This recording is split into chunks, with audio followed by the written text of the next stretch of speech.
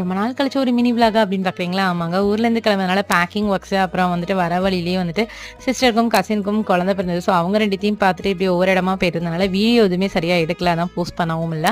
Monday மார்னிங்கே வந்தாச்சு. அன்னைக்கு வந்துட்டு அம்மா குடுத்துருந்த காய்கறி அதெல்லாம் வச்சு மேனேஜ் பண்ணியாச்சு. டியூஸ்டே மார்னிங் எந்திரிச்சா உடனே வந்துட்டு காலையிலேயே தோசைக்கு அரைச்சுட்டு, அப்படியே கையோடயே அடைக்குமே அரைச்சுட்டேன். அப்படியே ஒர்க் பண்ணதுனால அடையும் தேங்காய் சட்னி வச்சு சாப்பிட்டு கிளம்பிட்டாங்க. சிக்கன் நானும் பாப்பா வந்துட்டான்னு சொல்லி மட்டார் சிக்கன் நொன் கஞ்சி ஸ்டைலில் பண்ணியிருந்தேன். அதுக்கு வந்துட்டு எண்ணெயில வந்துட்டு பட்டை, கிராம்பு, ஏலக்காய், லவங்கம், பெருஞ்சீரகம் எல்லாமே போட்டு நல்லா வதங்கினதுக்கப்புறம் 1 ஸ்பூன் அளவுக்கு இஞ்சி பூண்டு பேஸ்ட், ஒரு கைப்பிடி அளவு கருவேப்பிலை, சின்ன வெங்காயம், அப்புறம் பெரிய சைஸ் வெள்ளாரி நல்லா வதங்கினதுக்கப்புறம் மீடியம் சைஸ் தக்காளி அதுவும் போட்டு நல்லா வதங்கிட்டு 7 கிளாஸ் அளவுக்கு தண்ணி தேவையான அளவுக்கு உப்பு போட்டு கொதிக்க வைக்கிறோம். கொதிச்சதுக்கப்புறம் வந்துட்டு 1 hour ஊற வச்சிருந்த 150 கிராம் மட்டை அரிசியும் 100 கிராம் பாசிப்பருப்பு, 1 கிளாஸ் அளவுக்கு தேங்காய் பால், ஒரு கைப்பிடி அளவுக்கு கொத்தமல்லி இலை போட்டு 12 விசில் இறக்குறோம். ஆவியெல்லாம் போனதுக்கப்புறம் 1 ஸ்பூன் அளவுக்கு நெய் ஊற்றி கறக்கிட்டோம்னா நம்மளுடைய கஞ்சி ரெடி. லாஸ்ட் மினிட் கால் பண்ணி லஞ்சுக்கு வரேன்னு சொன்னாங்க. ஸோ கூழ் வத்தலும் மாங்காய் உரையும் வச்சு முடிச்சாச்சு. பாய்.